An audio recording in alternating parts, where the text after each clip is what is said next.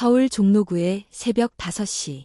하늘은 여전히 푸르스름한 어둠에 잠겨 있었고 축축한 비가 밤새도록 내려 아스팔트 위를 번들거리게 만들었다. 골목길을 달리는 택시의 헤드라이트가 흐릿한 노란 선을 그리며 사라질 때 그 어둠 속을 맨발로 내달리는 작은 발소리가 조용히 울려 퍼졌다. 주소리 12살. 누더기 점퍼를 뒤집어 쓴 채 젖은 발로 동대문 골목을 달리는 그녀의 왼손에는 김밥 반줄이 꼭 쥐어 있었다. 새벽 첫 차가 지나가고 야시장에서 노숙하던 또래의 남자아이에게 그 김밥을 건네고 돌아오는 길이었다. 꼭꼭 씹어 먹어야 해. 소리는 아이의 머리를 쓰다듬고 작게 속삭였다. 돌아가는 길, 오래된 창고 옆벽을 지나던 순간 담벼락 너머에서 낮고 거친 남자 목소리가 들려왔다. 브레이크 선만 자르면 끝이야. 오늘로 게임 오버. 소리는 본능적으로 몸을 낮췄다. 구멍난 벽틈 사이로 고급 정장을 입은 남자 셋이검은 차량 앞에 서 있었다. 그들 중 한 남자는 서류 가방을 발치에 내려놓고 은색 절단용 쇠톱을 받아 들고 있었다. 그 순간 소리의 머릿속을 스친 이름. 장현석 부사장. 성진그룹 본사 화장실에서 몰래 물을 마시다가 우연히 본 명찰이었다. 쇠톱은 금속 소리를 내며 차량 하부 쪽으로 사라졌고 빗물은 그들의 구두를 타고 천천히 흐르고 있었다. 소리는 숨을 삼켰다. 지금 말해야 해. 아니면 누군가 죽을지도 몰라. 그 순간 그녀의 몸이 먼저 반응했다. 소리는 그대로 도로를 가로질러 성진그룹 본사 로비를 향해 달렸다. 빗물이 튀고 차가운 감각이 허벅지를 때렸지만 그녀는 멈추지 않았다. 자동문이 열리기도 전 그녀는 외쳤다. 그 차 타지 마세요. 로비 안에는 경비원 둘과 직원 몇 명만이 출근 준비를 하고 있었다. 한 남자가 출입 게이트 앞에서 차량 키를 받으려다 고개를 돌렸다.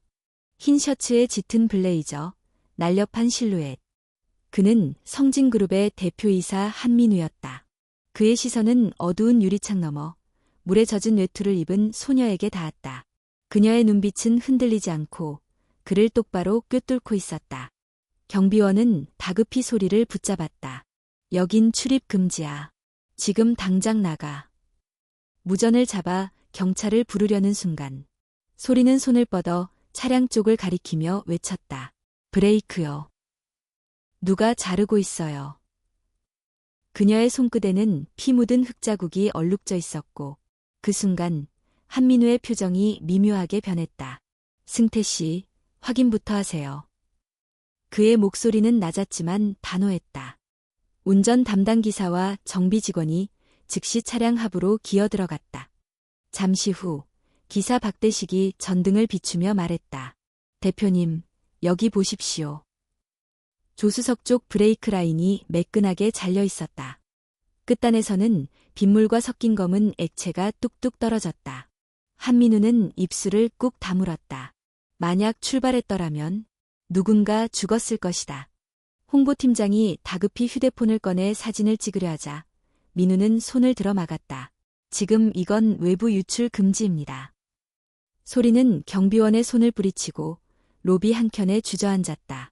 피가 섞인 상처 자국이 손등을 타고 흘러내렸다. 민우는 그녀 앞으로 다가가 조심스럽게 물었다. 어떻게 그걸 본 거지? 소리는 떨리는 목소리로 말했다. 저 골목에서 봤어요. 누가 톱으로. 그래서. 그녀의 목소리는 맑았지만 신 기운이 섞여 있었다. 민우는 젖은 어깨를 가볍게 붙잡고 그녀를 일으켜 세웠다. 그 아래 눈에 띄게 마른 팔뚝이 드러났다. 몸 전체가 젖어 있었고 티셔츠는 피부에 달라붙어 있었다. 이름이 뭔가? 주소리요. 집은? 없어요. 동묘시장 근처에서 자요. 짧은 대화였지만 로비에 있던 직원들의 숨소리가 멎었다. 그때 경비원 중 한 명이 무언가를 들고 다가왔다. 대표님, 이걸. 쇠톱이었다. 손잡이에 묻은 핏빛은 빗물에 씻기며 흐려지고 있었다. 소리는 눈을 크게 떴다. 그들이 놓고 갔어요. 현장의 긴장감은 더 짙어졌다. 민우는 다시 차량 쪽으로 고개를 돌렸다. 그 순간 차량 밑을 점검하던 정비 직원이 소리쳤다. 사장님, 또 다른 흔적이 있습니다. 시간이 멈춘 듯 정적이 흘렀고 소리에 그 차 타지 마세요라는 외침이 다시 한민우의 머릿속을 맴돌았다. 그는 결심했다. 이 아이가 어떤 아이든 지금 이 순간은 반드시 보호해야 한다. 로비 너머 창밖으로 새벽을 깨우는 뉴스 차량의 붉은 불빛이 서서히 다가오고 있었다. 비는 여전히 그치지 않았다. 강원도 인제 해가 뜨기 전 새벽 안개가 낮은 산자락을 감싸고 숲 사이로 난 외길을 따라 한 대의 검은 SUV가 조용히 달리고 있었다. 운전석에는 성진그룹의 대표이사 한민우가 앉아 있었고 조수석 뒷자리에 조용히 몸을 웅크린 주소리가 앉아 있었다. 소리는 새로 받은 회색 후드티 속으로 몸을 파묻고 창밖을 응시하고 있었다. 창문엔 빗물이 맺혀 있었고 그 너머의 나무들은 하나같이 젖은 채 고요했다. 차량이 나무로 둘러싸인 작은 별장 앞에 도착하자 현관문이 열리며 한 여자가 모습을 드러냈다. 긴 머리를 질끈 묶고 짙은 베이지색 우비를 입고 있는 그녀는 한민우를 향해 짧게 인사했다. 대표님, 도착하셨군요. 그녀는 윤하연, 민우의 비서실장으로 현재는 별장 관리까지 맡고 있는 인물이었다. 하지만 그 이름은 민우에게 단지 직원이 아닌 더 복잡하고 아픈 의미를 담고 있었다. 하연의 시선이 소리에게 옮겨졌을 때 그녀의 눈빛이 잠시 흔들렸다. 흙먼지가 묻은 후드티, 짙은 다크서클, 그리고 무엇보다 그녀의 목에 걸린 목걸이. 그 순간 하연의 뇌리에 오래전의 한 장면이 번쩍 스쳐 지나갔다. 이름이 뭐라고? 주소리요. 그 짧은 대답이 그녀의 가슴 어딘가를 찔렀다.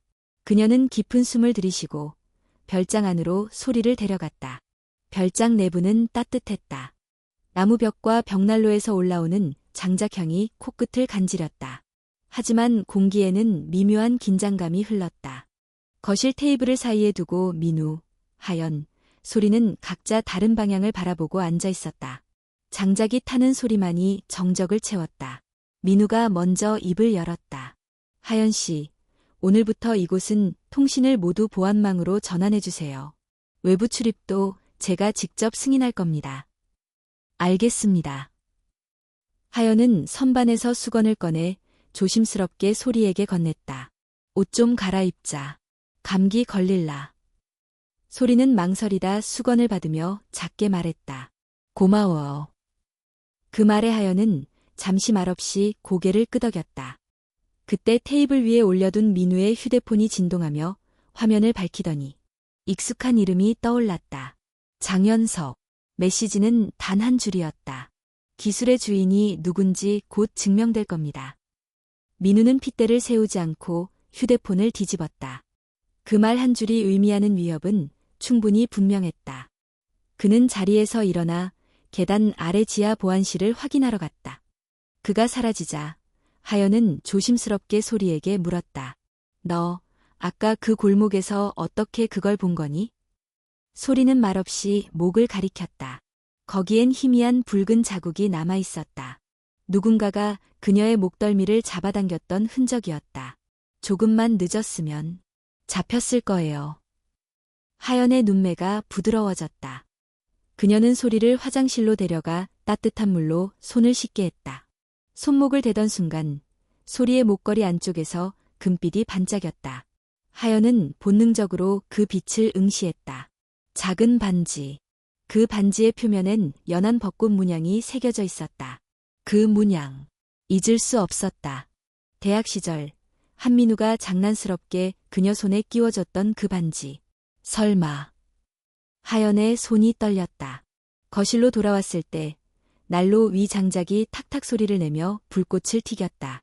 민우는 돌아와 있었고 그녀의 얼굴을 바라보았다. 하지만 눈빛은 복잡했다. 그 순간 외부에서 벽을 두드리는 듯한 쾅하는 소리가 들려왔다. 세 사람은 동시에 고개를 들었다. 그리고 이내 거실의 조명이 꺼지며 어둠이 별장을 덮었다. 소리는 본능적으로 몸을 움츠렸고 하연은 즉시 그녀를 끌어안았다. 계단 아래에서 민우의 목소리가 들려왔다. 움직이지 마, 내가 올라갈게. 그가 손전등을 들고 계단을 오르자 창문 너머 번개가 한순간 터지며 외부를 밝히고 숲속에 어렴풋한 실루엣이 보였다. 검은 그림자 하나가 나무 아래 숨어 있다가 이내 숲속으로 사라졌다. 민우는 현관문을 열고 빗속으로 달려나갔다. 하연은 그를 말리려 외쳤지만 그의 실루엣은 금세 안개 속으로 묻혔다. 남겨진 것일. 소리는 난로 앞에 앉아 손에 남은 김밥 조각을 꼭 쥐고 있었다. 그 조각 안에 따뜻한 무언가가 여전히 살아있는 듯했다. 정적이 길게 이어졌다. 창밖에선 비가 잦아들었고 소리는 그 조각 김밥을 천천히 입에 넣으며 속삭였다. 아빠는 괜찮을까? 그녀 스스로도 놀란 듯 입을 다물었다. 그리고 그 순간 거실 천장에 희미한 전등이 깜빡이며 돌아왔다. 정전이 풀렸지만 분위기는 더 어두워졌다. 누군가 이 별장의 존재를 알고 있다. 그리고 그 그림자는 다시 돌아올 것이다. 비는 완전히 그쳤다. 별장을 감싸던 안개는 서서히 걷히고 있었고 새벽의 여명은 먼 능선 너머에서 희미하게 스며들고 있었다. 현관문이 열렸다. 젖은 코트를 벗으며 한민우가 들어섰다. 그의 얼굴은 굳어 있었고 신발 밑창에 묻은 흙탕물이 바닥에 뚝뚝 떨어졌다. 현관에 서 있던 윤하연은 그를 바라보며 조용히 물었다. 누구였어요? 민우는 잠시 침묵하다 대답했다. 확실하진 않아.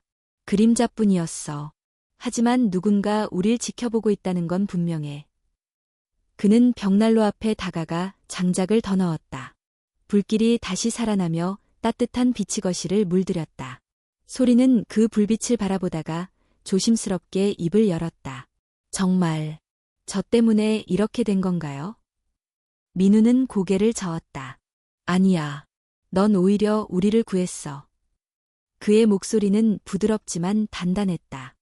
하지만 하연은 소리의 시선을 피하지 못했다. 그녀는 몇 초간 침묵하다 결국 말문을 열었다. 민우 씨, 이 아이, 소리, 아마도. 민우는 그녀의 눈빛을 읽으며 말했다. 당신도 알겠지. 나도 눈치챘어. 하연은 깊게 숨을 들이쉬었다. 그녀는 난로 옆에 앉아 손을 무릎 위에 올려놓고 조용히 입을 열었다. 12해 전이었어. 그해 겨울, 당신 아버지가 내 부모님을 찾아왔어요. 그리고는 모든 걸 알고 있다고 말했죠. 내가 임신했다는 것도, 당신이 알아선 안 된다는 것도. 민우의 눈이 흔들렸다. 난 아무것도 몰랐는데. 알면 당신이 떠나지 않을 걸 알고 있었어요. 그런데 당신 아버지는 날 협박했죠.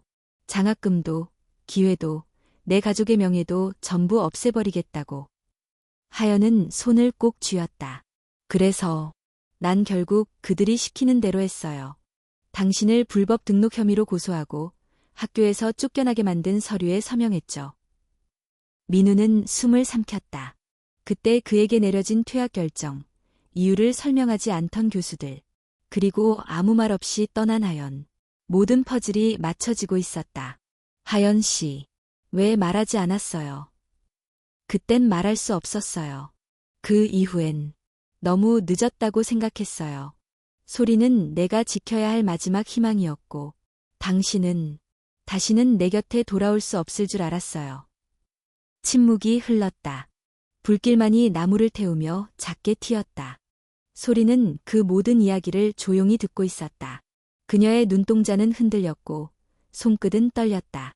그럼 저는 버려진 건가요? 하연이 고개를 번쩍 들었다. 아니야. 절대 아니야.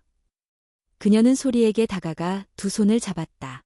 나는 널 한순간도 포기한 적 없어. 다만 세상은 내게 선택지를 너무 적게 줬을 뿐이야. 소리는 조용히 말했다. 근데 왜 지금까지 아무 말도 안 했어요? 왜 제가 누군지 알려주지 않았어요? 하연은 말없이 눈물을 삼켰다. 그때 민우가 다가와 조용히 말했다.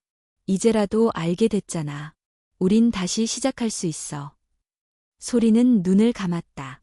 감정은 복잡했지만 그 속에 이상하게 따뜻한 기운이 피어오르고 있었다.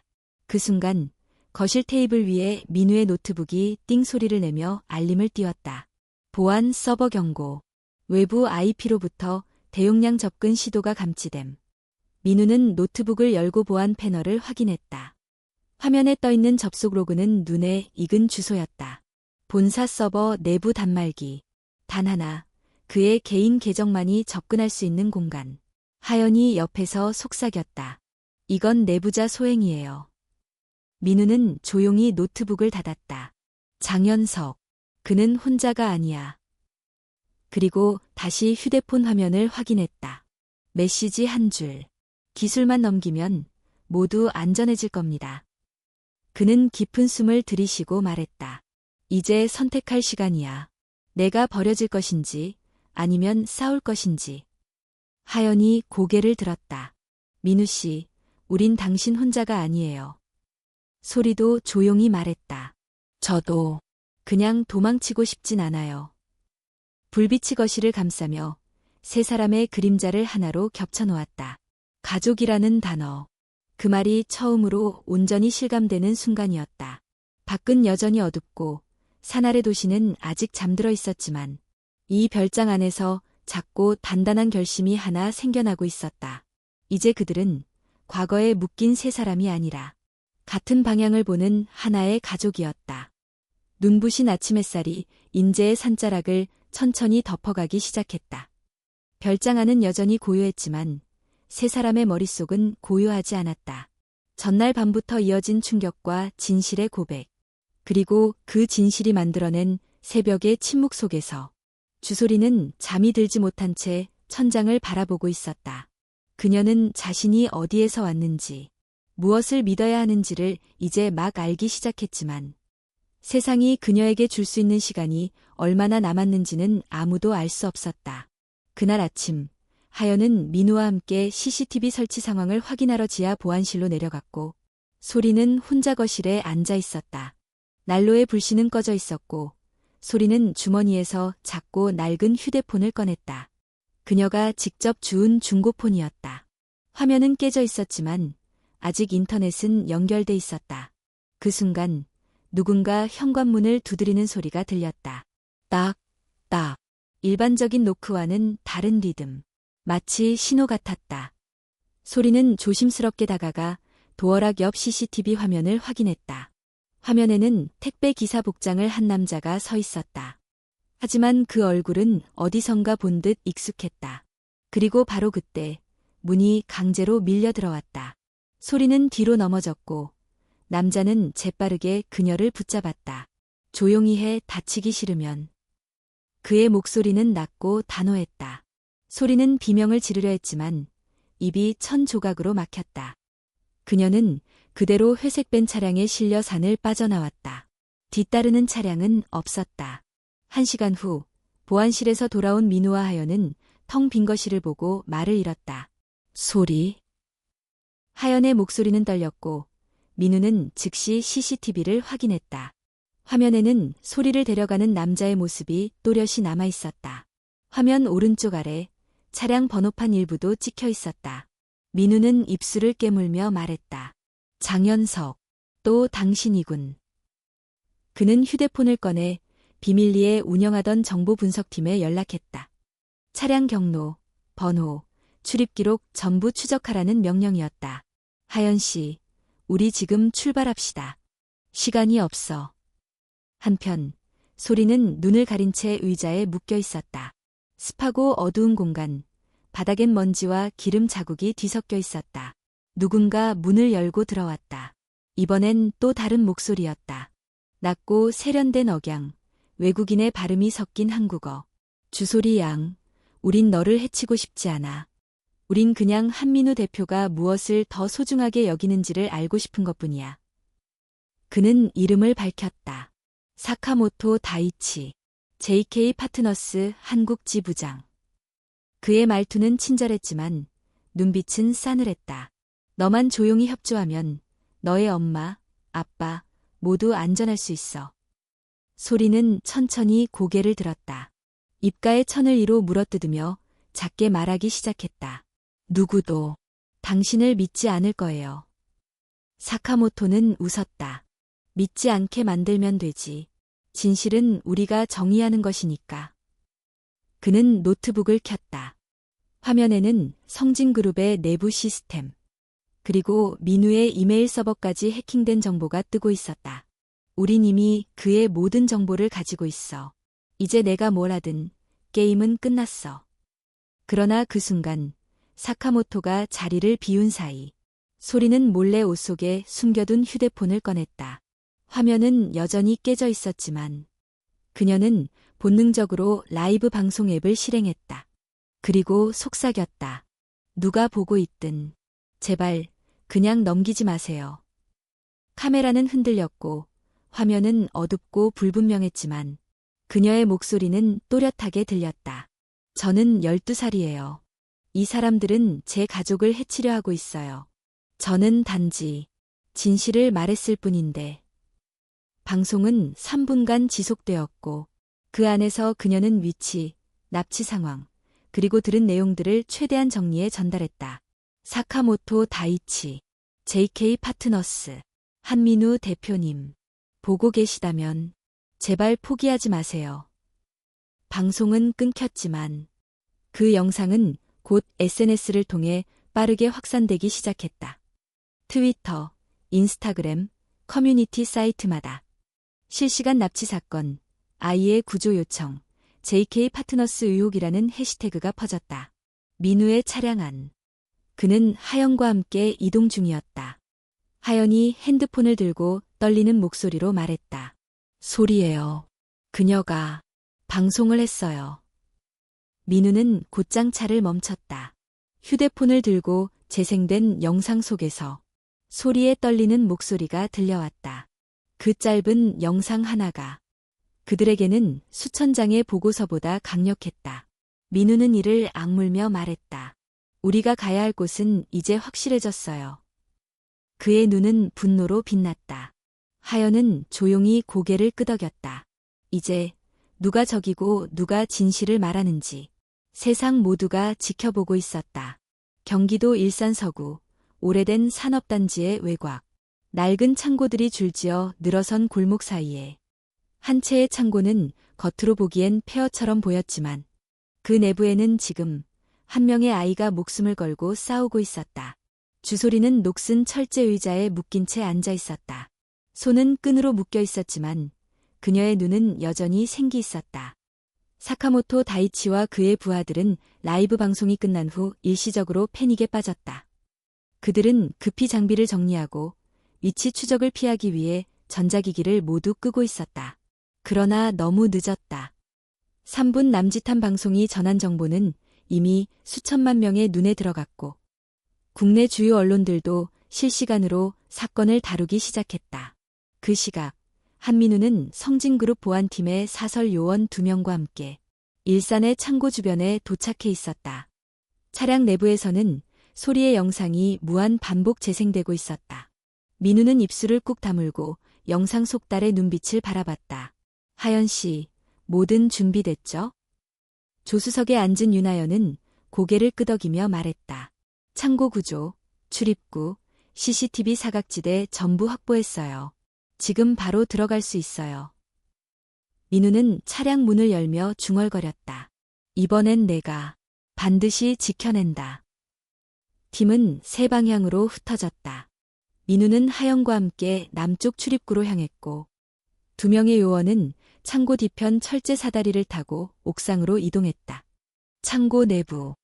사카모토는 전자기기를 꺼트린 후 소리를 향해 다가왔다. 넌 아주 귀찮은 존재야. 하지만 내가 뭔가를 의미 있는 존재로 만들었지.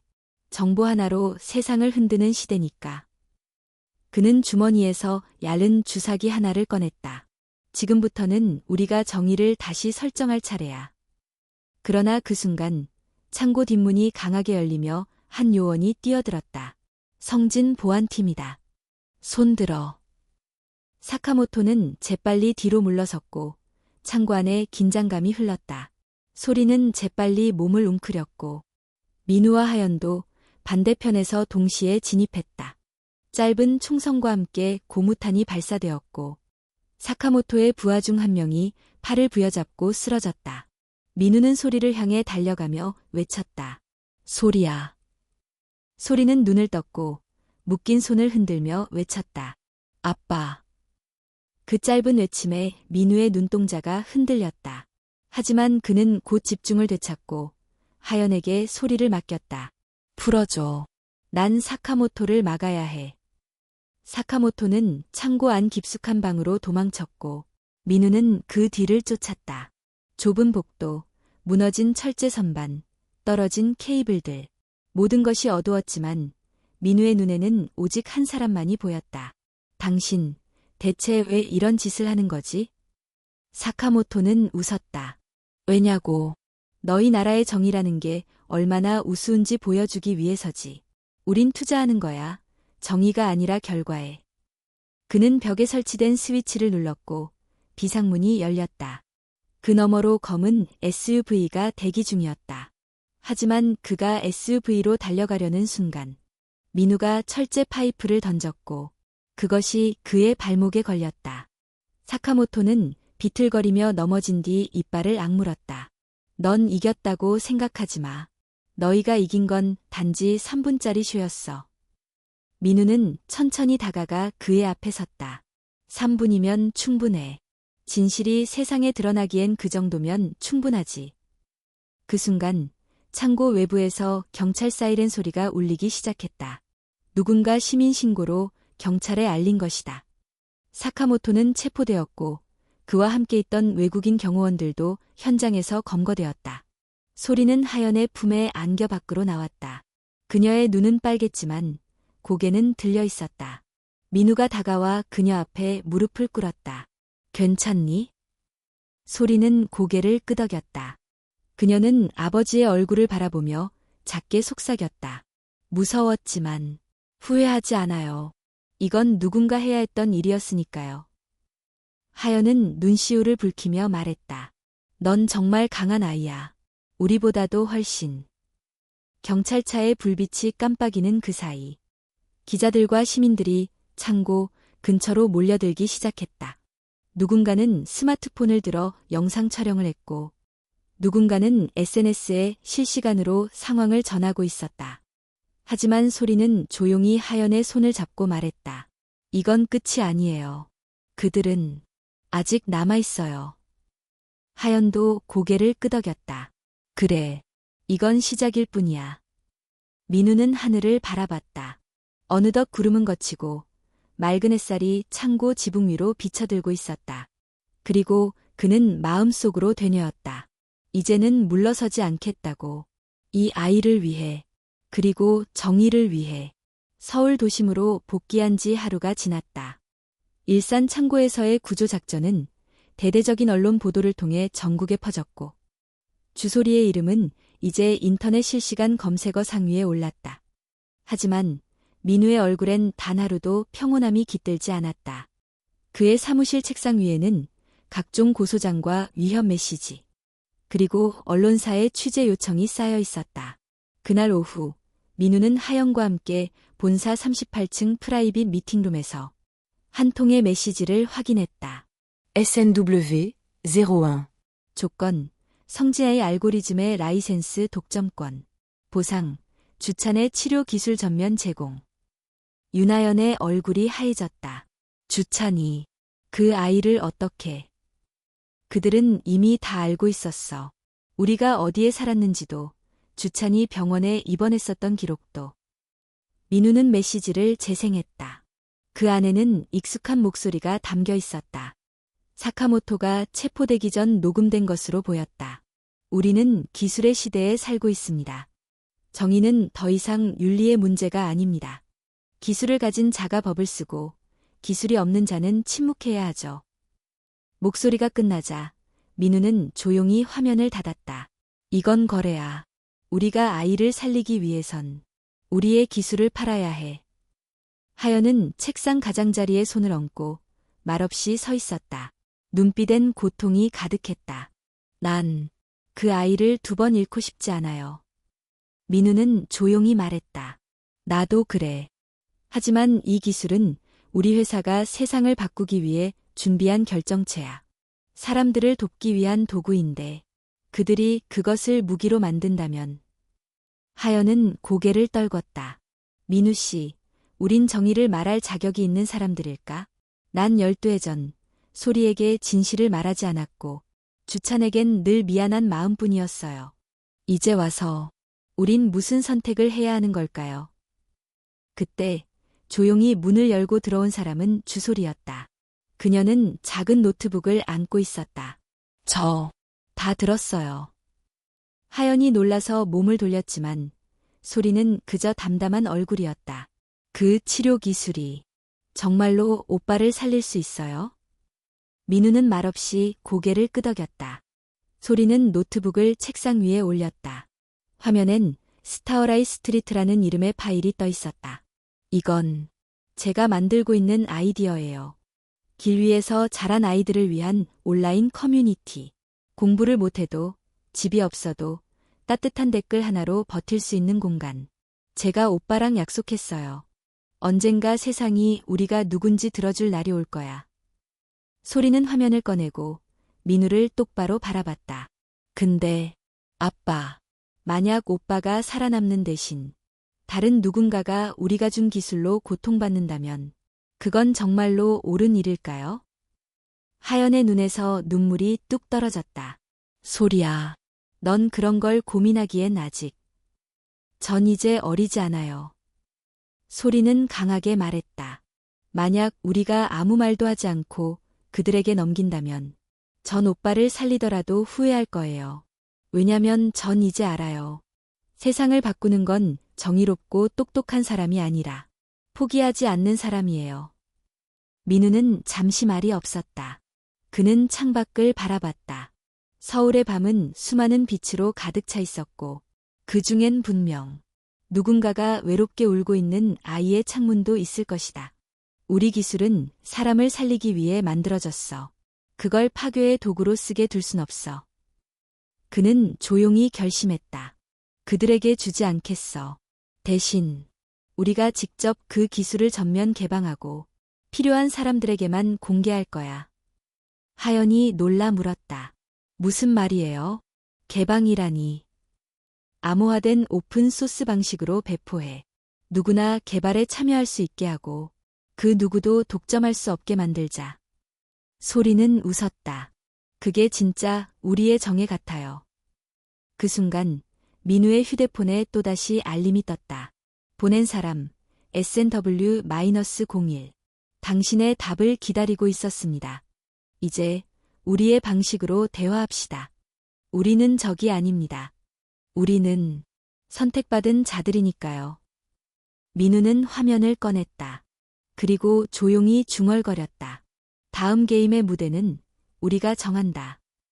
서울, 새벽 4시 12분.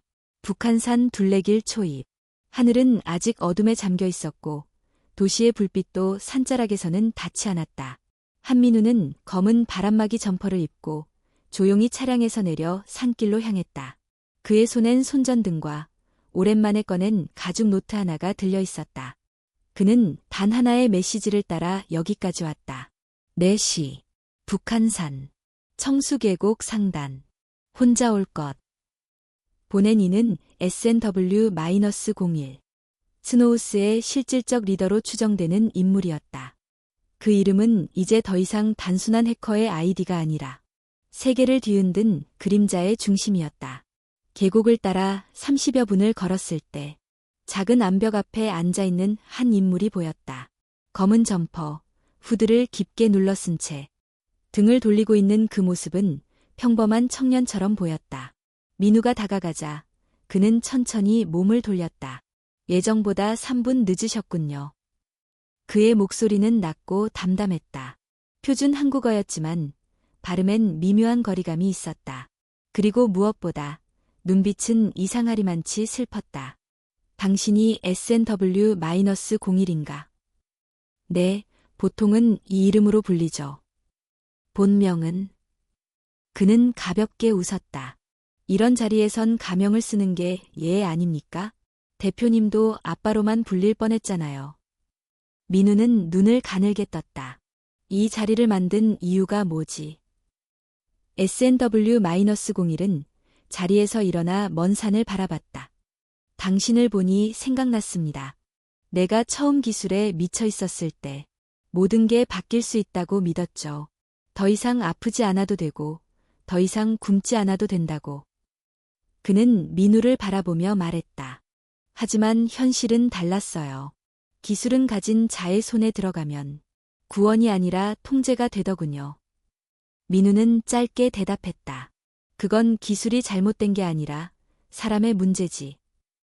SNW-01은 고개를 끄덕였다. 그래서 우린 사람을 바꾸기로 했습니다.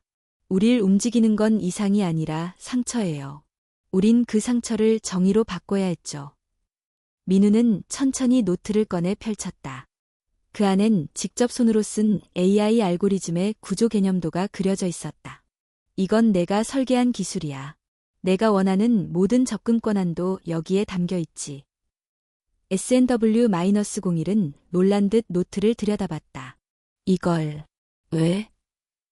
난 더 이상 숨기지 않을 거야.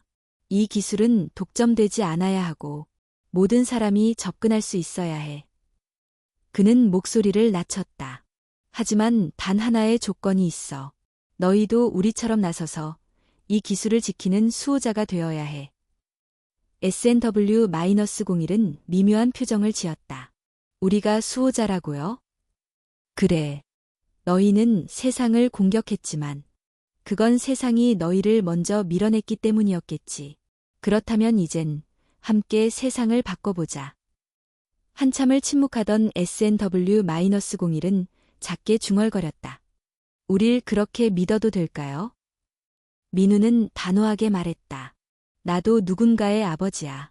그리고 아이들은 세상이 믿지 못한 사람들을 끝내 다시 믿는 법을 배우게 돼. SNW-01은 입꼬리를 살짝 올렸다. 멋진 말이네요. 하지만 그 말은 우리가 더 이상 공격하지 않을 때나 가능한 일이겠죠. 민우는 노트를 그의 손에 쥐어주며 말했다. 난 내가 선택하길 바란다. 파괴자가 될지 아니면 설계자가 될지. SNW-01은 한동안 아무 말 없이 노트를 들여다보다. 작은 USB 하나를 꺼내 민우에게 건넸다. 이건 우리의 내부 기록 일부예요. 성진 내부 이사진 중 누가 JK 파트너스와 연결돼 있는지, 어떤 자금이 어디로 흘렀는지 전부 담겨 있어요. 민우는 USB를 받았다. 왜 이걸 나에게 주지? SNW-01은 조용히 말했다. 우린 이제 당신을 시험할 겁니다. 당신이 진짜 우리 편인지, 아니면 또 다른 이름의 권력인지. 그 순간 동쪽 능선 너머로 해가 떠오르기 시작했다. 붉은 빛이 계곡을 물들이고 두 사람의 얼굴을 비쳤다. SNW-01은 모자를 벗었다. 놀랍게도 그는 아직 20살을 갓 넘긴 듯한 젊은 청년이었다. 그의 눈엔 두려움도 분노도 없었다. 오직 피로와 냉정한 결심만이 자리 잡고 있었다. 대표님, 우린 믿음의 시대를 다시 만들고 싶어요. 다만 그 시작이 당신일지는 아직 모르겠군요. 그는 조용히 몸을 돌려 산길 아래로 사라졌다. 민우는 홀로 남아 손에 쥔 USB와 빈 노트의 첫 페이지를 바라보았다. 그곳엔 이렇게 적혀 있었다. 기술이 인간을 지배하는 날, 우리는 인간다움을 어떻게 기억할 것인가? 그는 처음으로 자신의 기술이 단순한 발명이 아닌 무언가 더 큰 질문에 대한 대답이 되어야 한다는 것을 느꼈다. 그리고 그 대답을 찾아야 하는 여정은 이제부터 시작이었다. 성진그룹 본사 42층. 벽면 전체가 유리로 되어 있는 이사회장은 서울 도심을 내려다보는 최고의 전망을 자랑했지만 오늘 그 풍경은 유난히 무거운 회색빛이었다. 오전 9시 정각. 한민우가 문을 열고 들어섰다. 그의 얼굴은 단단히 굳어 있었고 손엔 한 장의 서류와 작은 USB가 들려 있었다. 긴 테이블 양쪽엔 이사들이 자리하고 있었다. 그중 가장 중심에 앉은 인물, 장현석 부사장이 천천히 말했다. 대표님, 어제부터 오늘 아침까지 회사 전체가 주솔이라는 이름 하나로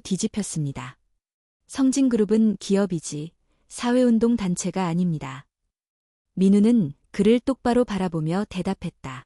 그래서 모른 척하고 넘기자는 겁니까? 우리 회사 내부에서 납치 사건이 일어났고 그 중심에 JK 파트너스와 연결된 사람이 있습니다. 한 이사가 반문했다. 증거가 있습니까? 민우는 USB를 꺼내 테이블 위에 올려두었다. 이 안에 있습니다. JK 파트너스의 비자금 흐름, 그리고 성진 내부에서 그들에게 정보를 넘긴 이사의 이름까지. 장현석은 웃음을 지었다. 이런 비공식 자료를 이사회에 제출하겠다는 겁니까? 허위면 법적 책임을 져야 합니다. 민우는 단호하게 말했다. 책임지겠습니다. 하지만 그 전에 이 안의 내용을 모두가 직접 확인하시죠. 그는 보안 담당 직원에게 USB를 연결하라고 지시했고 곧 회의실 중앙의 스크린의 영상이 재생되기 시작했다. 영상은 내부 서버에서 복원된 이메일 기록, 녹취록, 자금 세탁 경로를 담고 있었다. 특히 마지막 장면. 장현석이 회색 창고 안에서 사카모토와 통화하는 음성이 명확히 들려왔다. 민우를 움직이게 만들려면 아이를 이용해야지. 회의장은 정적에 휩싸였다. 장현석은 입술을 깨물며 말을 이었다. 그건 조작입니다. 누군가 날 함정에 빠뜨리기 위해 만든 거예요. 그러나 곧 문이 열리고 주소리가 당당하게 걸어 들어왔다. 하연의 손을 잡고 등장한 그녀는 이사들의 시선을 피하지 않고 말했다. 저는 주소리입니다. 12살이고 이번 사건의 피해자이며 한민우 대표님의 딸입니다. 회의장 안은 술렁이기 시작했다. 소리는 천천히 정중앙까지 걸어가 모두를 둘러보며 말했다. 저는 처음엔 그저 누군가를 도와주고 싶었을 뿐이었어요. 하지만 지금은 압니다. 우리가 침묵할수록 나쁜 사람들은 더 많은 걸 가져갑니다. 그녀는 손에 들고 있던 작은 종이를 펼쳤다. 이건 제가 직접 정리한 희망 보고서예요. 길 위에 있는 아이들, 시스템에서 배제된 사람들, 그리고 아무도 듣지 않으려 했던 작은 목소리들. 그녀는 고개를 들고 가장 목소리를 높였다. 이 회사가 진짜로 사람을 위한 기술을 만든다면 그 기술은 단지 이사회실 안에 갇혀선 안 됩니다. 침묵이 흘렀다. 그리고 그 침묵을 민우가 깼다. 저는 오늘 대표직을 걸고 요구합니다. 장현석 이사의 직무정지, 그리고 스노우스와 관련된 외부 보안 조사를 전면 개시할 것을. 한참 침묵하던 이사들 중 한 명이 입을 열었다. 한 대표, 당신은 위험한 선택을 했어요. 하지만 우린 오히려 그런 사람을 기다려왔는지도 모르겠네요. 다른 이사들이 고개를 끄덕였다. 곧 표결이 시작되었고 과반수가 찬성표를 던졌다. 장현석은 침통한 얼굴로 자리에서 일어났다. 그는 문 앞에서 잠시 멈춰 민우를 바라보았다. 넌 날 무너뜨린 게 아니라 이 회사를 무너뜨린 거야. 민우는 조용히 대답했다. 아니, 난 지금 이 회사를 다시 세우고 있는 거야. 회의가 종료되고 기자들이 건물 앞에서 대기하는 가운데 민우와 소리는 따로 작은 방으로 향했다. 아빠, 나 잘했어요. 민우는 웃으며 딸을 안았다. 너무 잘했어. 넌 오늘 수많은 어른들보다 훨씬 용기 있었어. 하연도 조용히 눈물을 닦으며 말했다. 이제 정말로 시작이야. 민우는 소리를 바라보며 말했다. 너 덕분에 우리 모두 다시 숨을 쉬게 됐어. 밖에선 플래시가 터지고 있었지만 방 안은 따뜻한 평온으로 가득했다. 그러나 민우는 알고 있었다. 이건 아직 끝이 아니라는 걸. 진짜 적은 아직 그림자 속에 있고 그들은 한 번의 실패로 무너지지 않을 것이다. 그는 마음속으로 다짐했다. 다음 전장은 공공의 공간이 아닌 기술이 지배하는 플랫폼 그 자체가 될 것이다. 그리고 그곳에서 누가 진짜 미래를 설계할지 판가름 나게 될 것이다. 서울 성진그룹 본사 지하 5층. 일반 직원들이 접근할 수 없는 구역. 그곳엔 지금까지 존재가 알려지지 않았던 서버룸이 숨겨져 있었다. 이곳은 프로젝트 이지스라 불리는 성진이 10년간 비밀리에 개발해온 차세대 자율학습 AI의 중추였다. 한민우는 주소리, 윤하연, 그리고 보안개발자 팀장 이재성과 함께 그 방에 있었다. 천장을 따라 촘촘히 늘어선 냉각 파이프, 초고속 데이터 전송선, 그리고 중앙에 자리한 투명 글래스 서버 코어. 이것이 지금부터 전 세계가 주목할 진실의 전장이 될 장소였다. 민우는 조용히 말했다. 지금부터 우리가 공개할 이 기술은 세상을 바꿀 수 있습니다. 아니, 어쩌면 세상을 뒤집을 수도 있죠. 하지만 단 하나의 원칙. 누구도 독점하지 않는다는 조건을 지켜야 합니다. 하연은 노트북을 열고 전 세계 128개 국가의 개발자 네트워크에 접속했다. 이미 민우가 공개한 오픈 알고리즘은 밤사이 전 세계 해커들과 개발자들의 관심을 끌며 삽사인 코드 해방이라는 해시태그로 SNS를 장악하고 있었다. 그 순간 거대한 데이터 파동이 서버를 덮쳤다. 재성이 놀란 목소리로 외쳤다. 대표님, 스노즈가 공격을 시작했습니다. 글로벌 트래픽을 이용한 분산 디다스 공격이에요. 민우는 침착하게 대답했다. 대응 알고리즘을 가동하세요. 이건 단순한 방어가 아니라 대화입니다. 이 공격은 단지 시스템을 무너뜨리기 위한 것이 아니었다. 스노즈는 거대한 해시 체인을 이용해 성진 AI의 데이터 윤리 기준을 시험하고 있었다. 어떤 데이터를 허용할 것인가, 어떤 정보를 차단할 것인가, 그리고 어떤 선택이 정의에 가까운가. 이건 기술이 인간의 도덕성을 얼마나 이해하고 있는가를 가르는 시험이었다.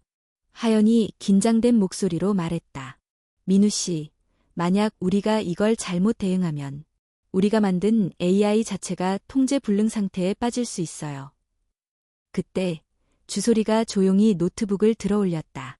제가 해볼게요. 모두가 놀라 그녀를 바라봤다. 전 어릴 때부터 이 코딩 언어들을 게임처럼 다뤄왔어요. 길에서 살아남으려면 눈치뿐만 아니라 손도 빨라야 했거든요. 그녀는 타자기를 두드리듯 빠르게 키보드를 눌렀다. 데이터가 흐르고 문자열이 교차하고 로그들이 그녀의 손끝에서 정돈되기 시작했다. 그녀는 스노즈가 보낸 가짜 코드와 진짜 질문 코드를 구분해내기 시작했고 AI가 판단 오류에 빠지지 않도록 별표, 인간적 선택지, 별표를 우선순위에 배치했다. 잠시 후 서버 코어 중앙 화면이 빛을 내며 메시지를 띄웠다. 인간의 가치에 대한 재정의 요청 수락됨. 조건부 상호 통합 모드 진입. 스노즈, 이지스 대화 세션 시작. 하연이 눈을 크게 떴다. 이게 뭐죠? 민우는 조용히 미소 지었다. 그들이 우리와 대화를 원한다는 뜻이야. 이제부터는 파괴가 아닌 설계의 시간이야. 그리고 그 순간 스노즈의 상징인 흰 여우 로고가 화면에 등장했다. 그 아래 텍스트로 된 메시지가 이어졌다. 우리는 누군가를 무너뜨리려 한 것이 아니다. 우리는 진짜 설계자가 나타나기만을 기다려왔다. 민우는 키보드를 두드리며 대답했다. 그럼 지금부터 함께 다시 설계하자. 이어지는 통신 속에서 스노즈는 내부 고발자 리스트를 전부 넘겼고 전 세계적 감시 기술의 문제점을 다룬 자료들도 함께 공유했다. 이제 이 싸움은 끝이 아니라 새로운 연대의 시작이었다. 그날 밤 주소리는 옥상에서 하늘을 올려다보고 있었다. 서울의 불빛은 여전히 눈부셨지만 이제는 그 안에서 자신의 목소리도 하나의 빛으로 섞여 있음을 느낄 수 있었다. 하연이 다가와 그녀 옆에 앉았다. 오늘 너 정말 대단했어. 소리는 작게 웃으며 말했다. 처음엔 그저 무서웠어요. 그런데 이제는 두려움보다도 내가 무언가를 바꿀 수 있다는 게 더 커요. 민우도 옥상에 올라와 그 둘 곁에 섰다. 기술은 도구야. 그 도구를 쥔 사람이 어떤 마음을 갖고 있는지가 전부지. 그는 소리의 어깨에 손을 올리며 말했다. 넌 오늘 그걸 증명했어. 서울의 밤하늘 위로 한 줄기 별똥별이 스쳐 지나갔다. 아무도 소원을 빌지 않았지만 세 사람은 같은 마음을 품고 있었다. 이제 그들은 단순한 가족도 동지도 아닌 세상을 다시 설계할 첫 번째 팀이었다. 봄의 초입, 성진그룹 신사옥 앞 광장. 하얀 벚꽃이 도로 위로 떨어지고 있었고 오후의 햇살은 서울 하늘을 부드럽게 감싸고 있었다. 광장 중앙에는 작은 무대가 마련되어 있었고 그 앞에는 아이들과 보호자들이 삼삼오오 모여 있었다. 주소리는 흰색 셔츠와 청바지를 입고 마이크 앞에 서 있었다. 조금 떨리는 듯했지만 그녀의 눈은 초롱초롱했다. 안녕하세요. 저는 주소리입니다. 이 프로젝트의 이름은 스타어린. 길 위에 있던 아이들이 더 이상 외롭지 않게 서로를 찾고 배울 수 있고 웃을 수 있는 진짜 별처럼 이어진 공간입니다. 사람들 사이에서 박수가 터졌다. 하연은 조용히 눈시울을 닦았고 민우는 미소 지으며 무대 아래에서 딸을 바라보고 있었다. 그는 이 프로젝트의 공식 후원자로 자리에 참석했지만 무대 위 소리가 자신이 아닌 우리라는 단어를 수차례 반복하는 걸 보며 자신이 해야 할 일은 이제 지켜보는 것이라는 걸 느꼈다. 그날 저녁 4옥 44층 회의실.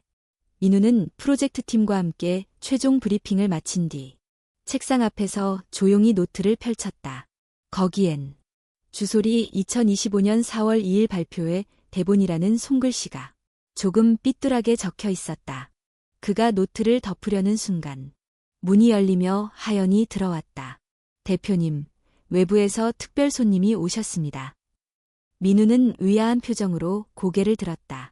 곤문 뒤로 등장한 인물은 낯익은 후드와 눈빛을 가진 젊은 청년이었다. SNW 01. 이번엔 정장을 입고 있었다. 대표님, 이제 저희도 가면을 벗을 때가 된 것 같아서요. 그는 작은 박스를 건넸다. 그 안에는 스노즈 멤버들이 각자 익명으로 활동하며 남긴 소스 코드의 일부, 그리고 프로젝트 코드, 솔러의 시작을 알리는 초청장이 들어있었다. 이건 기술의 중립성을 공론화하기 위한 세계 오픈 포럼 초청장입니다. 우린 이제 그림자에서 나와 당당히 마주 서려고 합니다. 민우는 그 초청장을 손에 들고 조용히 말했다. 기술이 만든 상처는 기술이 스스로 치유해야 한다는 말이 떠오르네요. SNW-01은 작게 웃으며 대답했다. 하지만 치유의 시작은 결국 사람이라는 것도요. 그가 떠난 후 민우는 하연과 함께 사무실 창가에 섰다. 서울의 야경은 여전히 수많은 불빛으로 가득했고 그 안엔 더 이상 위협이 아닌 가능성만이 흐르고 있었다. 이제 진짜 우리가 원하는 세상을 만들어 볼 수 있을까요? 하연의 질문에 민우는 고개를 끄덕이며 대답했다. 우리 아이들이 두려움이 아닌 선택으로 세상을 살아갈 수 있다면 그게 바로 우리가 이겼다는 증거겠죠. 며칠 후 한강공원 벤치에 소리와 주찬이 나란히 앉아 있었다.